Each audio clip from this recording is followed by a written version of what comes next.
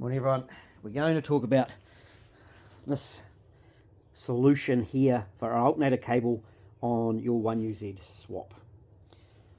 I was talking to this man here about his requirements, and we talked about the starter cable. So I make a similar product for the starter cable which he has wanted or asked for, but in this case he doesn't need a alternator cable or an alternator solution, but we're going to talk about it anyway. G'day guys, it's Calvin from the Coaching Company New Zealand. I make 1UZ stuff and I offer some of the parts that I use myself in my swaps. And where possible I use the universal parts as I present them to you, because it makes it easy if I need to do any replacements, any changes, if I can just take a part off the shelf that I normally use and put it into the vehicle. And I'm one of the few people that are doing these swaps and of course using the parts that I sell.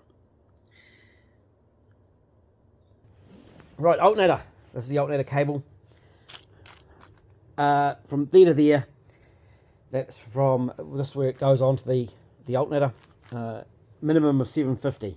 Just through production, every now and then they're 800 long. There's a rubber booty. The lug that goes onto the alternator has a 8mm hole, and it's got a length down to the alternator plug. So we have the oval plug option, and of course we have a round plug option for those earlier alternators. If you're looking at alternators, I actually recommend, if you can, to upgrade or modernize to that oval plug. There's more alternators in that range. You can use the 3UZ one. Gives you lots of more options for replacement alternators compared to the round one. If you're doing a swap and you're doing it anyway, have to replace the alternator, I just put the oval one on. Right, we come up to this end. We've got a connector that's zip tied there. There's the connector. We've got an sense, that's permanent battery power, normally through a fuse.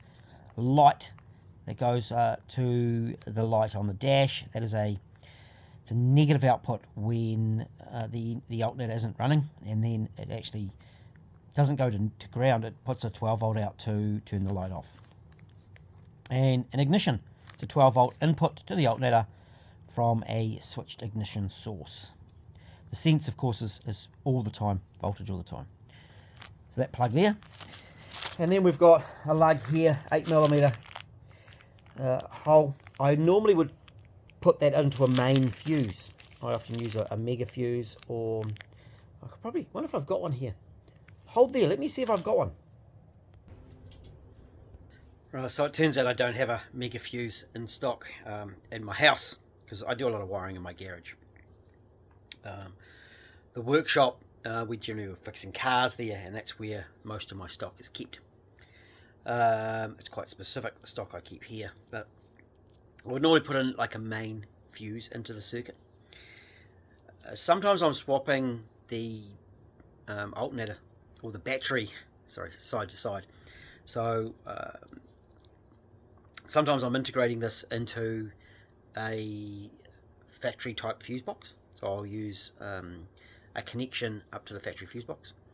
If I'm moving it to the left hand side of the battery, I will use just an insulated stud like that, and I'll put the fuse by the battery, so this circuit is fused. Now I do recommend it being fused, okay, and I offer this like this.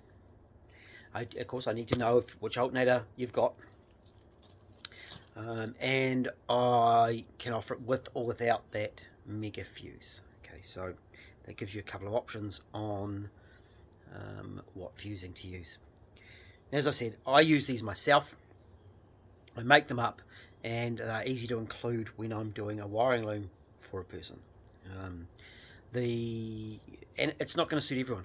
Okay, I understand that, but I've made this video so you can see what I've got, giving you the details on it. If it's going to work for you, then buy it. If it's not going to work, then don't buy it.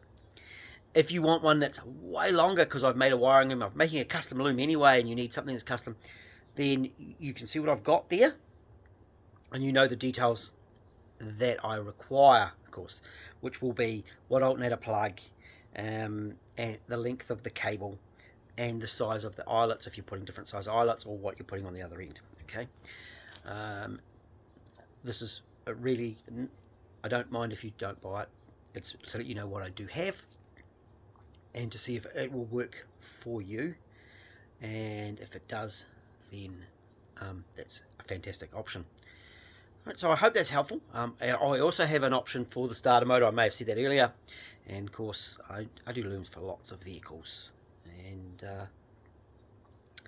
other bits and pieces. So I'm trying to make videos of each of my products, so you can go, oh, that will work or that won't work. You can see the solutions that we have. Okay. Hope that's been helpful. Talk to you soon. Catch you later.